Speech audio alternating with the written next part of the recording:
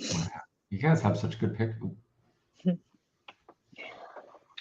Hello, everybody. Welcome. We're so excited to have you here with us today. Thank you to our guest speakers, but thank you to everybody who took the lunchtime to join us.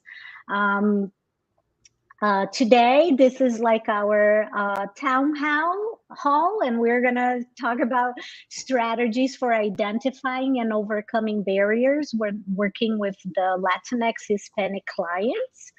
But first, I have to do some intro and general announcements. This live stream is educational and it's not intended to replace therapy. For the treatment related questions, please work with your provider or contact your local clinician. You can use the IOCDF online resource directory at the iocdf.org/find-help to locate a trained clinician near you. The International OCD Foundation is not a crisis hotline.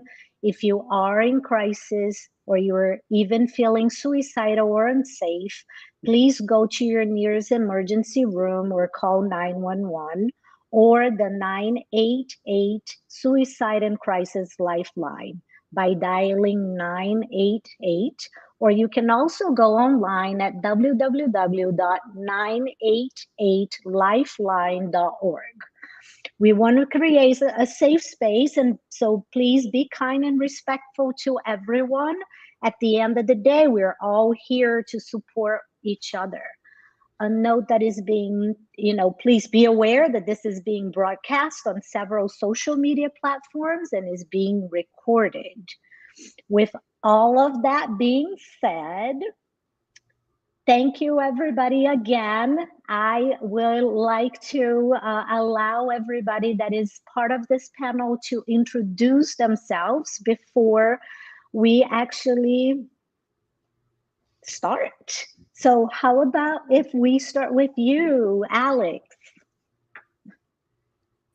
Oh, I see you're gonna pick on the sick lady. I'm kidding.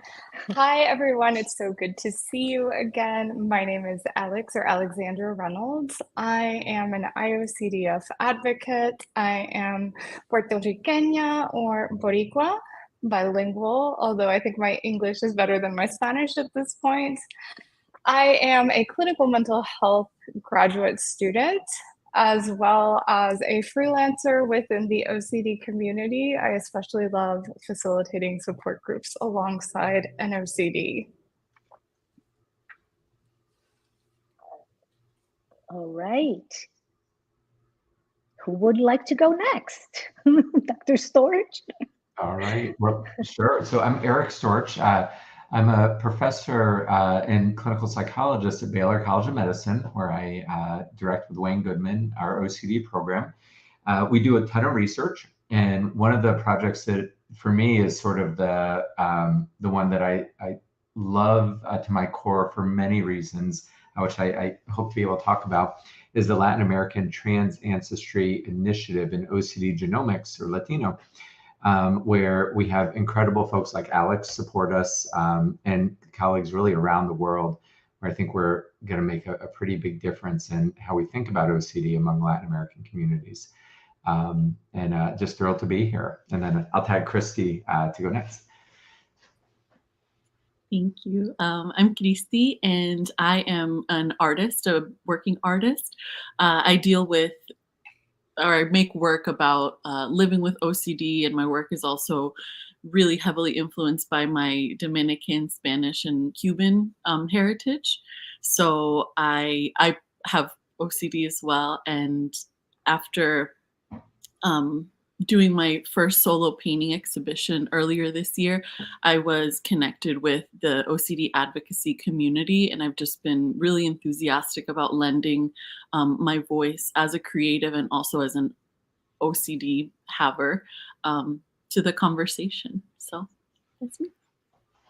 And Judy. I think I'm next. Yeah. Hi, everybody. I'm Judy Mirchitis. I am a clinical psychologist at the Nashville OCD and Anxiety Treatment Center. I am also a member of the OCD and Latino Population Task Force, along with Marcia and Alex, and that's how we kind of put this all together. I am Mexican American. Spanish was also my first language, but English is definitely the prominent one now. And happy to be here and share my insights as a clinician. All right, thank you, everybody. So for those of you who are listening to us, if you have any questions, comments, please do write on the chat. So we want to make this as interactive as possible and be able to answer your questions as well. So please, we want to invite all the feedback, every question, every comment. But how about if we start just talking, like to begin the conversation? You know, I heard here, you know, Alex, Judy, Christy, all of you talking about your background, right? How diverse it is. And even myself, I'm, you know, Brazilian. So sorry, Eric. So how about if we start just talking about the diversity within this community and how you know, is that important to consider? Is that like a barrier in treatment or not? Like, I'm just going to be asking you guys to share your thoughts and experience on that. Whoever wants to go first is you're on. I'm gonna jump in real quick before and just in case I have to go. But since I have the sick boy here too. But I think that the biggest thing that comes to mind immediately for me when we talk about the heterogeneity of the, you know, Hispanic, Latin American populations is just not just the span of countries that are all over that are considered, you know, Latino or Hispanic, but the different dialects that you may encounter. Some even speak different languages, and then the levels of acculturation that each country has, that folks who are here in the United States who may be first or second generation have.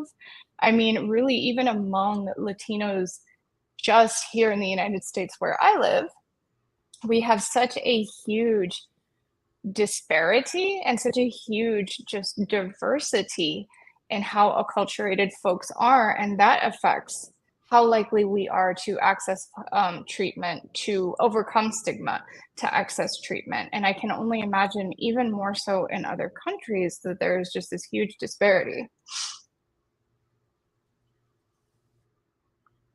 Absolutely. Yes. Well said. Who else would like to add to what, you know, Alex?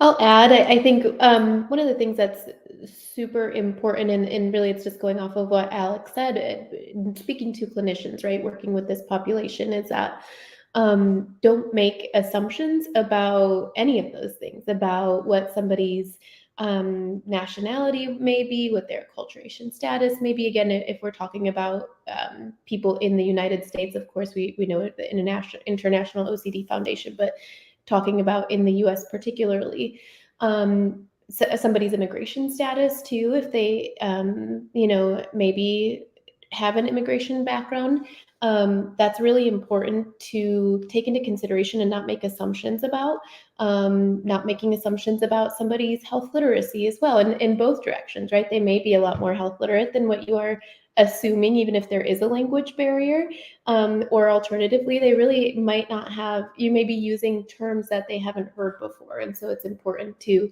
not just make assumptions that, oh, everybody knows blank term in terms of psychology. Anxiety can, even itself, that word ansiedad, can mean different things to different people. Some people have heard it, use it more as like an urgency type feeling, and ansiedad, or even a looking forward to type feeling, not just the anxious distress that we typically talk about within our clinician community. So that would be my biggest sticking point here, is to not make assumptions about any of those things. Sure, right. Anybody else would like to add? Yeah, sure. Yeah, just having been on the kind of receiving end of the therapist-patient dynamic, it wasn't until I worked with a therapist that specifically practiced cultural humility in her practice, that I felt that there wasn't a level of judgment around even just how I interacted with my family, because I felt like the therapy that I had experienced up until that point was wrought with a lot of kind of pathologizing of how I related to my parents and my extended family, because it is different than, the general norm here in the States where I grew up, but that's not where, my parents are from and not the culture that I had at home. So I do think that even just that base lack of understanding about how patients interface with their families can lead to some misunderstanding and even misdiagnosis in therapy. So, Yeah, Christy, that brings up something that we really found, and so while I grew up in New York, in way upstate New York, which isn't even really considered New York, more like Canada. I've been working in Latin American for about 15 years in different capacities. And so that we ended up seeing a whole bunch of different things. And so one of them is really the importance of family involvement and clearly personalizing that, but having a robust element, whether it is that you're addressing sort of misconceptions about OCD, misconceptions or reluctance for treatment, or like how do you engage people to be supporters differently, or pull back on family accommodations, and encourage in different manners. And I think that's important for everyone, but understanding sort of the cultural framework in order to really kind of enhance treatment was a critical one. I think one of the other parts that we've seen, and one of my great colleagues, Karen Martinez, at University of Puerto Rico, is really reinforcing this in a symposium that we gave in Puerto Rico last week, was like sometimes it takes a little bit longer to get into treatment, meaning psychoeducation might be a little bit longer than we do, for one of those families where mental health is something that's talked about more, and so on. And so that was sort of one nuance, like really making sure it's clear why we're saying, hey, I want you to do this thing that doesn't make much sense, and I can't do this, or you can't do that, or so on. So yeah, so I'm so glad you brought that up. It just kind of spurred that thought. If I could just add one thing, Christy, that just really resonated with me. And I think it can't be overemphasized enough, that pathologizing of kind of what's normal in our cultures, that I think back to, circling back to what Judy said, when therapists or, just clinicians in general make assumptions about someone's level of acculturation or what their home life must look like, sometimes that can be so harmful to the patient, just from my personal experience. I've had, clinicians tell me, well, the level of involvement that your family has in your life is wrong, and it's bad, and it's abuse. Or, the fact that your parents won't come to therapy with you, that's just so wrong. That's abusive. Why won't they learn about this? And it wasn't until I found a clinician, shout out to Dr. Spitalnik as usual, but who really just listened and took the time to be open and curious about my upbringing and about my culture, that I found a safe space to actually get better without, my family's involvement, sadly, because that's just our culture. But he also didn't pathologize it or make it sound like a form of abuse. And I think that was so important for me, because it hurt me when people said that. It hurt me a lot. Going off of what you said, Alex, too, and Christy, you brought this up. I think it's so important. We've talked more as a community, the difference between cultural competence and cultural humility, and recognizing that you are not going to be able to, none of us even are going to be able to know all of the ins and outs of every culture, right? There's only so far that goes. And that's not even necessarily the most important thing. It's really not the most important thing. Even from the couple people here with lived experience who've been on the receiving end, it was the humility, the willingness to learn. Dr. Spitalnik, I don't know for sure, but I don't think he has a Latino background. And yet that's who you felt most validated by, right? And understood by. And so that's something that is so important. I think clinicians can sometimes get kind of hung up on or feel really nervous about, how do I become fully culturally competent in working with blank client or blank population, and to kind of take the pressure off, and also not to let go of the assumption that you're just not going to be able to fully understand. And so it's most important to come in with humility and to ask some of those questions, and ask from the client perspective, how does blank affect you? How do you see this fitting into your life? Yeah, just adding a little bit. Absolutely, right? Because even within like whatever population you might be working with, there's the diversity within them, right? Like, so if you think about, I don't know, like Mexican, then there's a lot of diversity within the Mexican community, right? Like the socioeconomic, educational, like immigration, why they came here, what, what are they doing? All of that, right? So even within the same community, it is so important to maintain that humility, that not making assumptions, keep curiosity up and ask the questions, and see like, what is it like, would you like to bring your family, would you like to involve your family, right?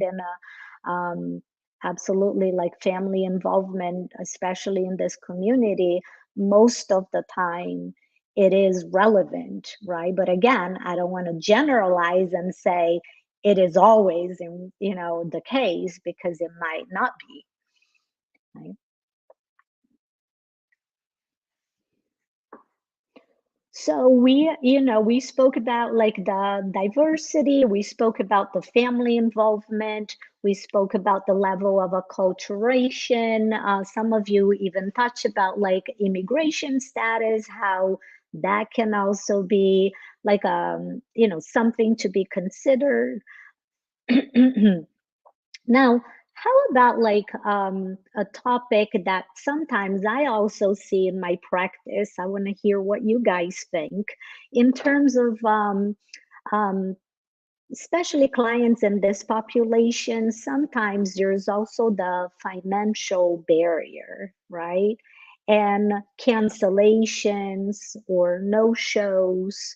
I'm just gonna leave it like that, open up to your thoughts on that. Treatment's expensive, and it's expensive for everyone. And if there's already, I mean, and if there are factors that are sort of getting in the way, like, whether it's recent relocation, employment opportunities not being the same. I mean, real determinants of well-being that we know about. I mean, these are all factors that exacerbate an already difficult existing issue.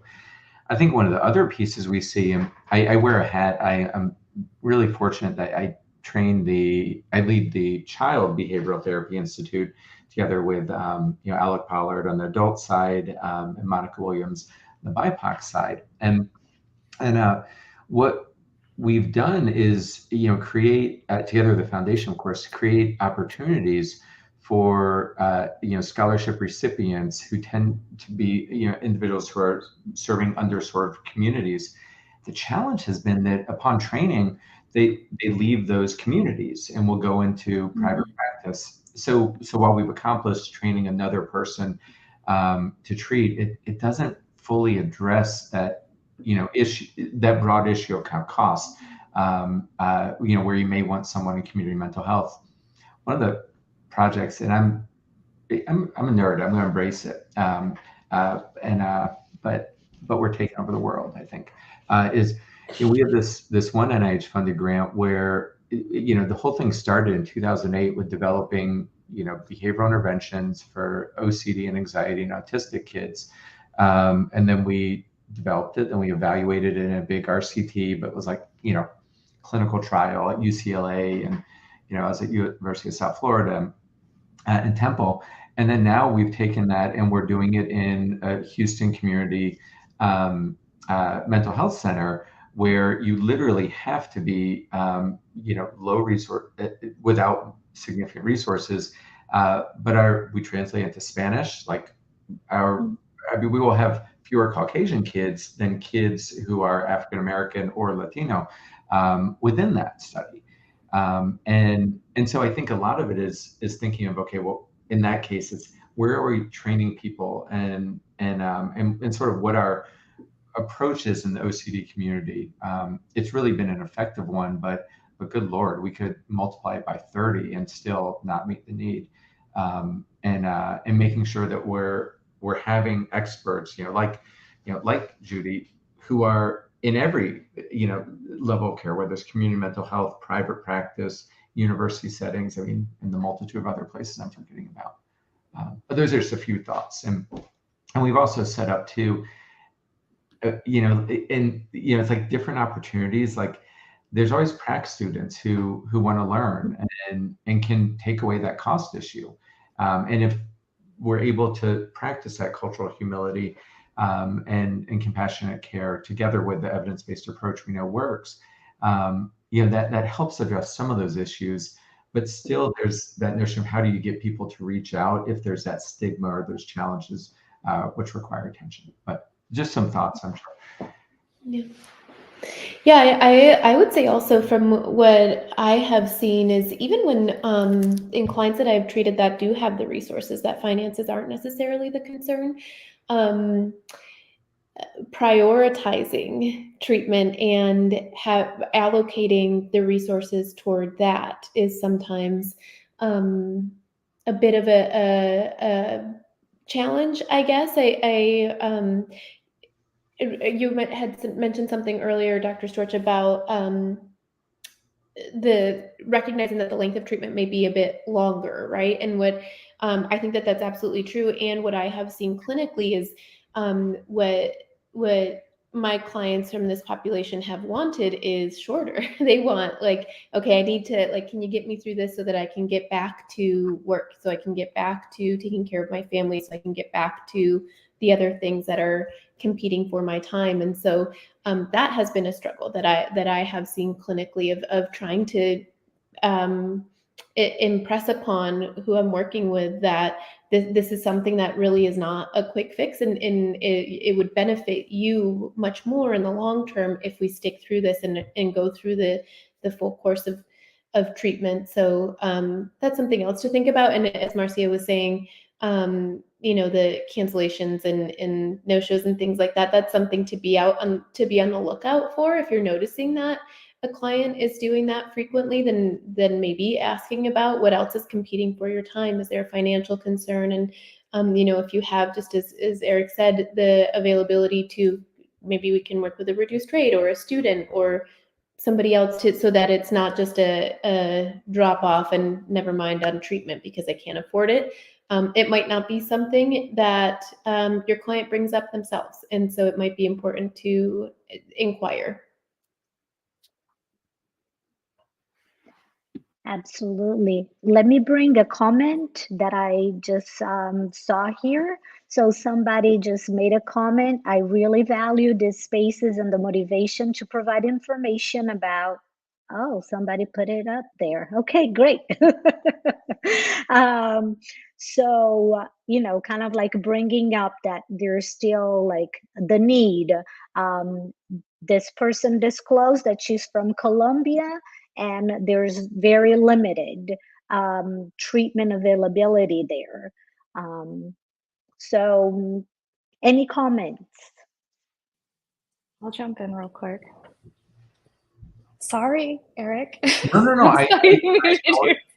You always have great comments, and yeah. Yeah, I'm just kind of overall thinking about what you all said as well as this comment. And I think this just goes to show how important even just having these spaces, having these conversations really is.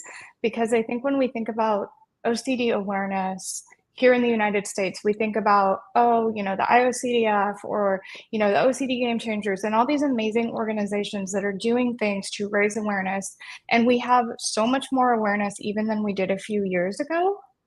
However, on other continents and other Latin American countries, there is still nothing like that. We don't even have the words sometimes to describe what is going on with us. I know just growing up in a Latin American household here in the US, because I was raised very much Puerto Rican, I didn't have the language to describe what was going on with me. I honestly thought that I was psychotic because that's the only language I had to describe what I was experiencing. And that actually led to my misdiagnosis and being involuntarily hospitalized for psychosis. And I think when we talk about accessibility, yeah, having big programs for Latinx folks are great. But also, I really think it would be so helpful if we could build in diversity from the ground up and build in care for folks who are more stigmatized, more marginalized, less financially, advantaged from the beginning, not as a program, but just as a general rule, as a practice. I know for me, coming from a family that didn't believe in mental health at all, I wasn't allowed to access therapy, period. And so when I finally did start to access therapy, I could only access the very low cost therapists that didn't specialize in OCD, which led me to go round and round and round in the system, never getting better, only getting worse, until I found a specialist who was willing to take me on for an extremely low cost and basically let me run a tab, which I'm not saying all therapists have to let their clients run a tab. I know that y'all have to live and eat, and I'm going to be in that position one day too. But had it not been for that, I wouldn't be here, period. I wouldn't be here, not just in this chair talking to you, but I wouldn't be on this earth, period. And so I think it's really important also to humanize this. Programs are amazing, but we also just need more awareness so that folks know what's going on and can access the right treatment. Mm-hmm. Yeah. And I mean, that's awesome. That's the part that, I love sort of about this line of work that we're doing. While in the US, there's a ton of, work that would take careers over and over again. You go down to Latin America and there's very little. So, to DM's point, I mean, we're, doing trainings in Colombia. That was our conversation yesterday on our steering committee. We're doing a ERP training in Chile in April. There's been 2 now supported by Kim Vincenti and the foundation, Spanish-speaking behavioral therapy institutes. And so it's changing. We now have had 2, we have yearly OCD congresses in Latin America. So starting in Cartagena 2 years ago, Lima this June, and Sao Paulo in July, even though I thought it obviously should be Rio in February. They didn't take my suggestion on that one. But like, why they didn't ask me, Eric? I would vote for Rio too. Yeah. And that we get Neymar to come and be our host on that. But the point ultimately is it's a start, but there's so much more that we need to do. But some of it's been exciting. I mean, I made CNN the first time. I still, despite almost being 50, got made fun of by my siblings and my teenage kids now. That was very thoughtful of them. But it was, in Chile where we had a conversation about OCD, or El Salvador, on the front page of their paper, there's a story about OCD. And so the conversations are happening, and we need many more of them. And we need actually advocates sort of like, Alex and Christy, in those communities that sort of gives a model that, that helps see. And the more we do that, the better. And there's some incredible ones, like, in Mexico, there's, Talk Talk, which does an incredible job. It's just one example.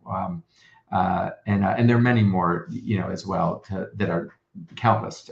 So I don't want to exclude anyone, but I think some of those are great ways of addressing some of those challenges that Alex, put so well. Yeah, that's great. I think that it's amazing that, Eric, you're putting all of this information out there because, again, we might be, um, or we probably have people from many other countries or people that can also spread that information around for sufferers that is they're out there looking for more resources that they might not have, right? And so that's great. Any other, comments before we maybe talk about something else?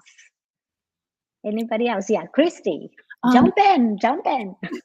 I would just love to know your guys' thoughts as clinicians about. I'm going to try and structure my thoughts here.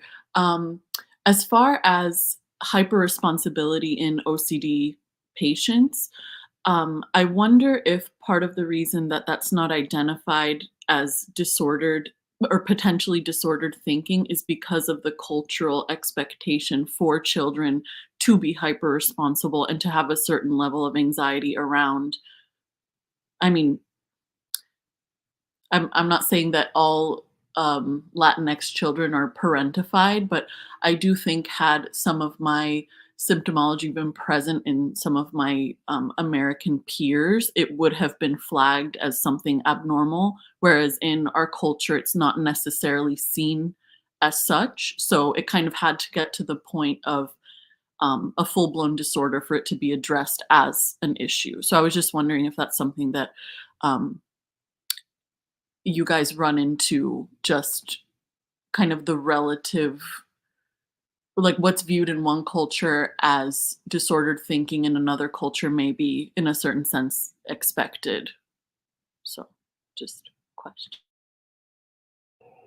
Yeah, that's a really good point. I think that's goes back to what is the norm in this person's community and their surroundings and their family, right? And so one of the ways that I might help distinguish that is, are your siblings doing the same? Do they feel the same? And maybe even, that can be really gendered too. And so do you have a sister, and is that the same for her, or a cousin, a female cousin, or, not necessarily just females, but it can be gendered in that way.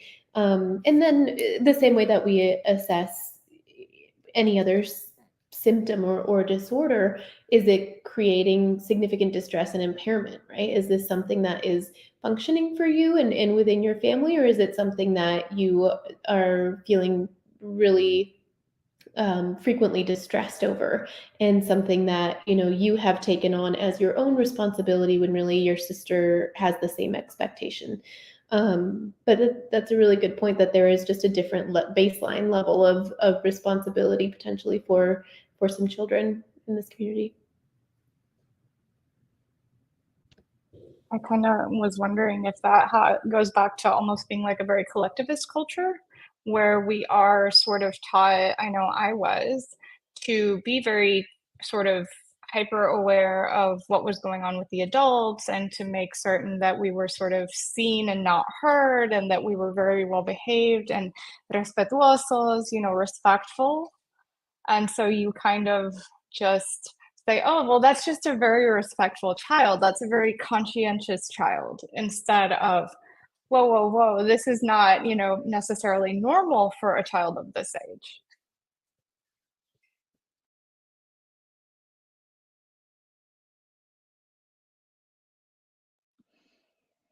All right. Well, speaking of children, I also got like a kind of a little comment here from one of our guests, like to actually also talk about like children of immigrants. And so I'm bringing the topic here, like for some comments from you guys, like in bringing that up. Oh yeah, I think that was me. So I think what I was kind of getting at, which I forgot to kind of get around to it because my brain is not fully functioning, is just how I think that sometimes when we look at folks here, specifically in the United States, this may not translate to, other countries, but I think it's something that clinicians, at least in my case, missed, is that children of immigrants may have, especially adult children, may have more access to resources. They may have more language for what's going on with them. However, there is still, I think, a fear of reaching out to get help because their family may be deported. Sometimes they may be under the threat from their parents themselves, as was in my case. If you reach out to that psicólogo, we're going to get deported, we're going to get taken away. Even though my family was legal here, they still held that above our heads. Like, they're going to, DFACS is going to come take you, and they're going to take you from us. I can only imagine what it was like for folks who, actually have undocumented parents. So, when we think about these things, it's not just looking at the person, but I really think that when you consider a Latinx, Latino, whatever you want to call it, Hispanic client, you have to look at the family system and what's going on in the family system and what are barriers and fears that maybe are not present in your other clients that are very real for them. Just because my fear was not necessarily rational doesn't mean I didn't have good reason to be afraid of that. We fear law enforcement for good reason. We fear being institutionalized for good reason. There's a lot of things I think that go into that, especially being a child of folks who have immigrated, that sometimes get lost in translation, that can present big barriers. I'm curious what y'all think. I think those are like great topics that you're bringing up, Alex, because again, that might not show up during your 101 session, like that, meaning like it might not be expressed like that, but it's like, important and very powerful to consider those things behind the scenes, right? And to bring it up as, is that like a potential barrier for accessing care, for being in treatment, for making progress in treatment. So that's, that those are like a great points, like to bring it up, right? And to be more aware of the big picture, not just like what's going on in the session here, what is being said, but also what else might be happening here. I think also, if you suspect that that may be the case, bringing it up and addressing it and providing some assurances from the beginning. It reminds me of what I do if somebody has maybe a suicide theme to their OCD or a harm-based theme, right? That I certainly am not going to provide the reassurance throughout treatment, but at the beginning, I will say things like, nothing you say is really going to scare me. Here are the guidelines for when we do have to make reports. I am aware that this is not, when it's related to OCD, this is not the same thing as you having suicidal intent, right? At the beginning. And so maybe saying something like that, of like, you are not in trouble. The things that you tell me are not going to be reported to the police, obviously within your limits of confidentiality, right? But when you are suspecting that that may be a fear and that it is related to OCD, giving some of those assurances at the beginning. Well, and going back to what we were talking in the beginning, right? Spending more time in psychoeducation, right? Bringing all of that important topics and educating the client, educating the family that, there are things that are not being, reported to immigration, or that is not like a reason to be deported, and so on, right? So helping them understand and navigate through the system to make them also feel more comfortable and create that relationship with the therapist, the trust that sometimes, it has to be there, but not always is there. So I also want to kind of like bring up stigma, right? I know some of you mentioned stigma, but we can like have a conversation like ours today and not bring up stigma for this community. So what are your thoughts on that?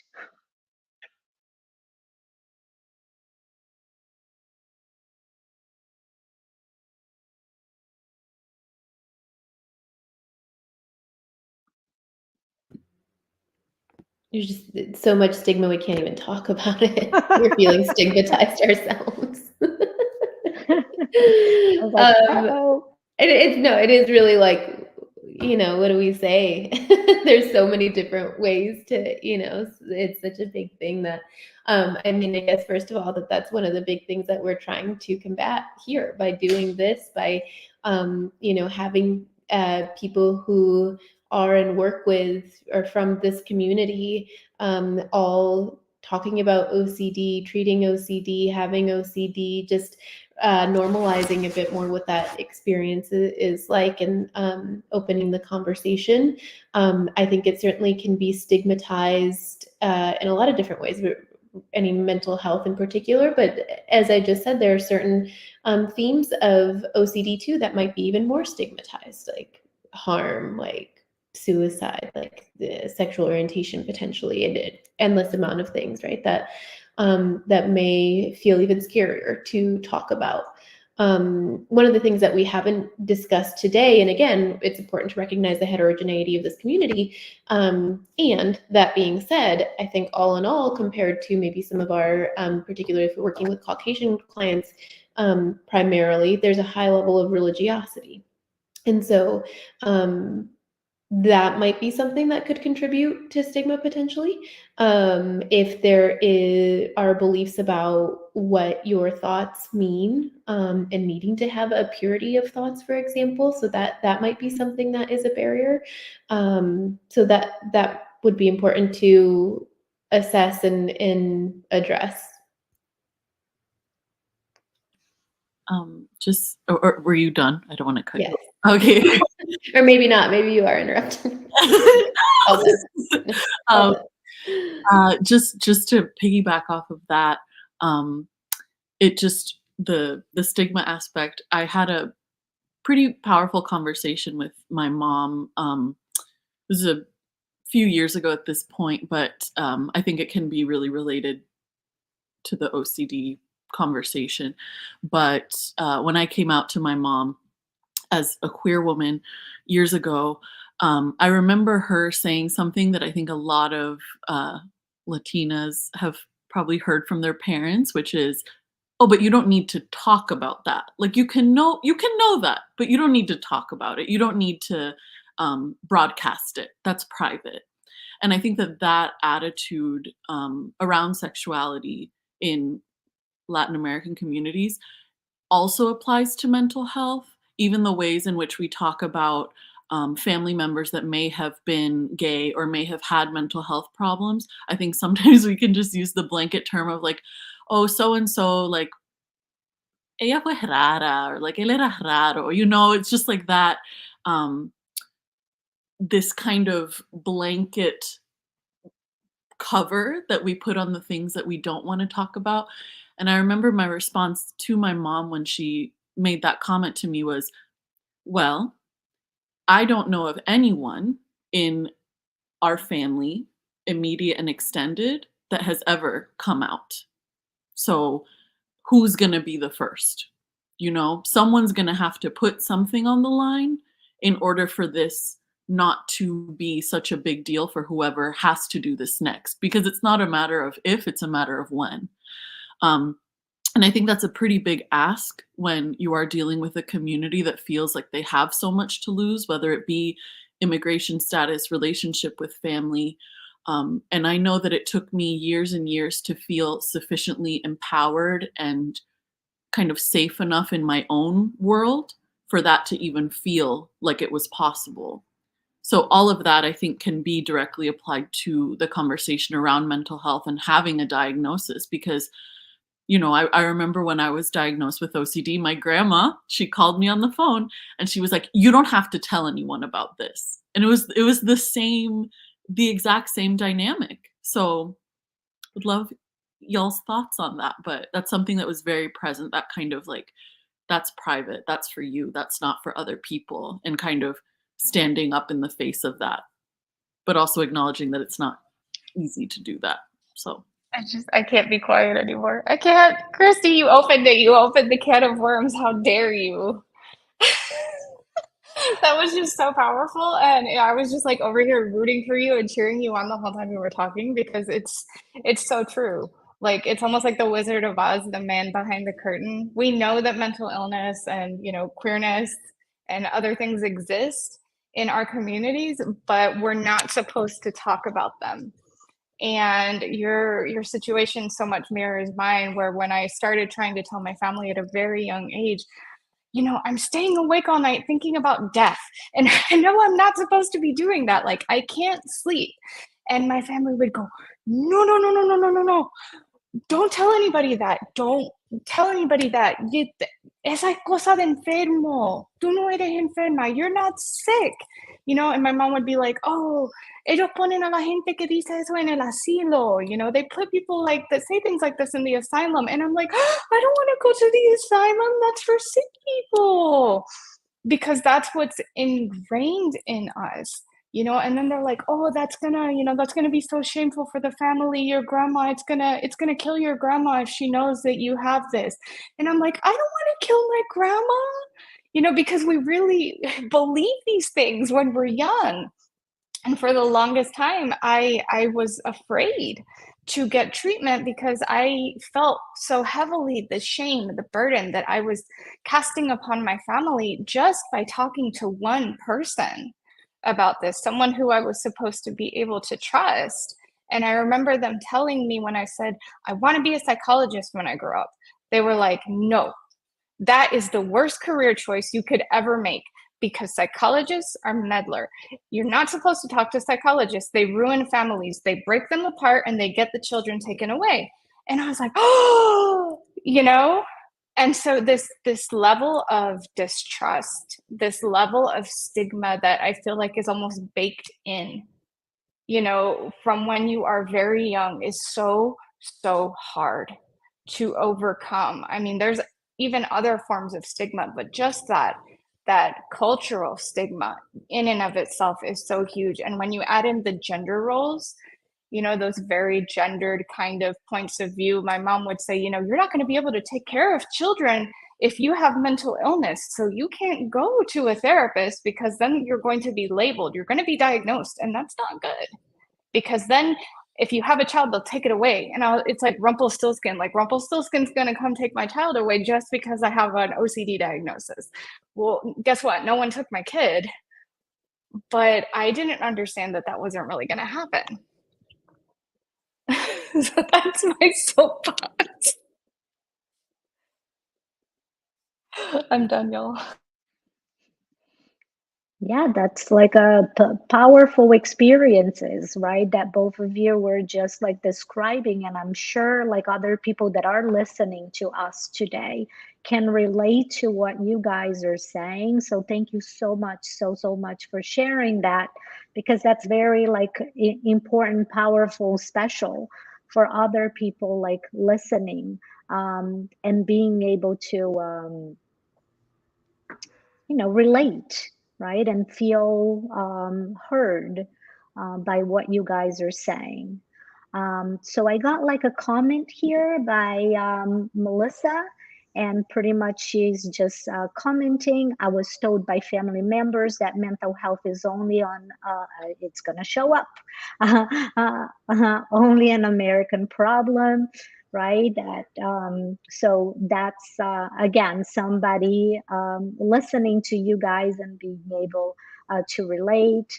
And it's social media's fault. They never heard in this generation. Am I like that? What, so Yeah, thank you. Thank you so much for sharing that, Melissa.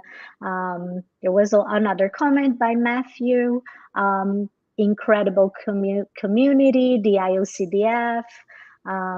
Thank you, Alex, for just saying that. You know, so unless we have, do we have Eric? I think you want to share something, or am I putting you on the spot, or no?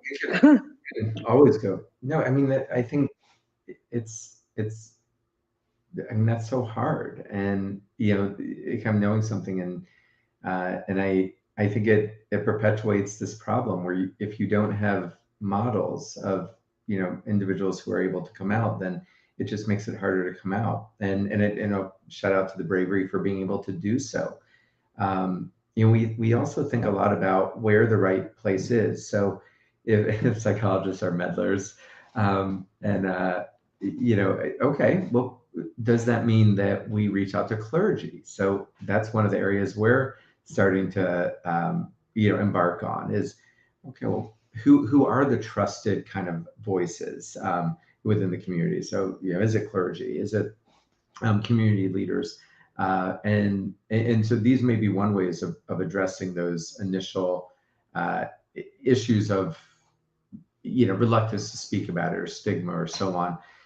The balancing act, and I wish I knew the answer on this one, was the you know, what is the balance? So like I'm always worried about asking a question if I'm not ready for the answer. So like, okay, I think we asked the question of how often OCD exists, whether it's in, you know, Mexico or Colombia or Argentina. It's gonna be exactly the same as in the U.S., which interestingly enough is exactly the same as everywhere else in the world. There was some thought that in Africa the rates are lower because people in Africa weren't going to the psychiatrist as often. They were thinking, well, maybe we just don't see it here as much. Now, bipolar is the same rate, depression, schizophrenia.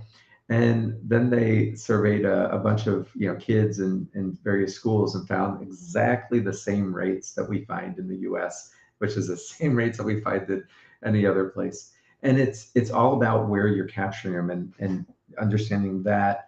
But then what do you do once you capture it? And so we just have to have that two-pronged or multi-pronged approach there. But this conversation is a start.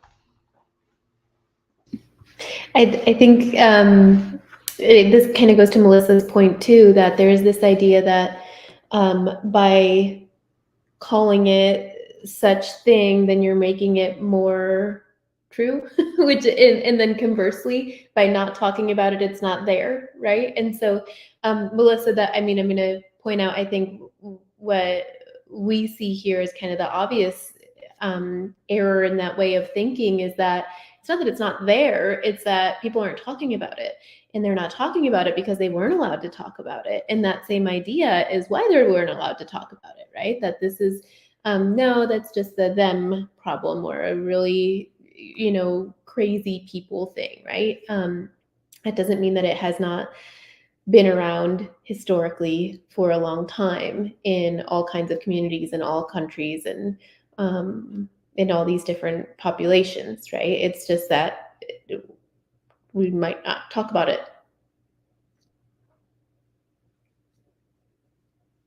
Yeah, and maybe like in addition to not talking about it, like the awareness of what is going on. I think that also Alex said I didn't have like the language to describe, right? I couldn't understand what was happening to me at that time. And I think that that is very true for a lot of people in this community and people in other, like in this community in their like own countries, right? Where there's not a lot of information, a lot of awareness.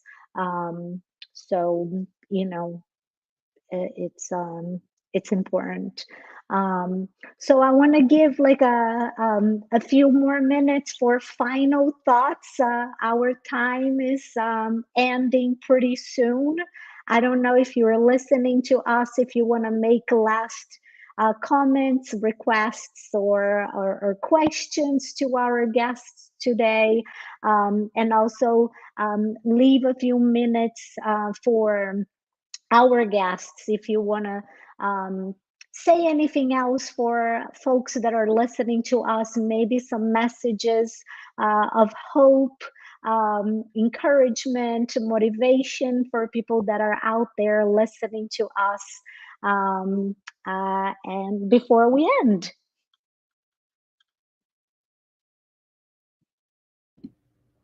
There's a note that I made for myself earlier that I wanted to bring up. Going back to talking about like responsibility in families and things like that, and recognizing different norms. One of the things that I wanted, and I think this brings in stigma too, is recognizing that there is a different norm in collectivistic cultures in terms of how much you do represent your family and your community, right? That if we are coming from a more individualistic culture, it might be easier to just say like, no, you are yourself and your own individual, and it doesn't matter what other people think, and you get to express yourself in whatever way. And of course that's true, yeah. And in a collectivistic culture, it might not just be OCD that's telling you, oh no, if I do this, if I say this, then other people are going to react in such way, or it's going to look bad on my family.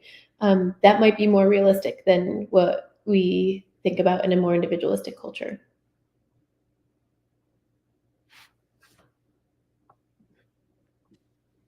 I love that, Judy. I think that was beautiful. And I think I just want to add in closing before we let Eric and Christy speak, because I can see that Eric wants to speak. I just want to kind of leave this on a message of hope from my end and say that if you're here, if you're watching, if you're thinking about getting treatment, if you are starting to receive treatment, or maybe you're in recovery, if you're a clinician working with these populations, just that act, whatever you're doing, wherever you're at, is helping break down stigma.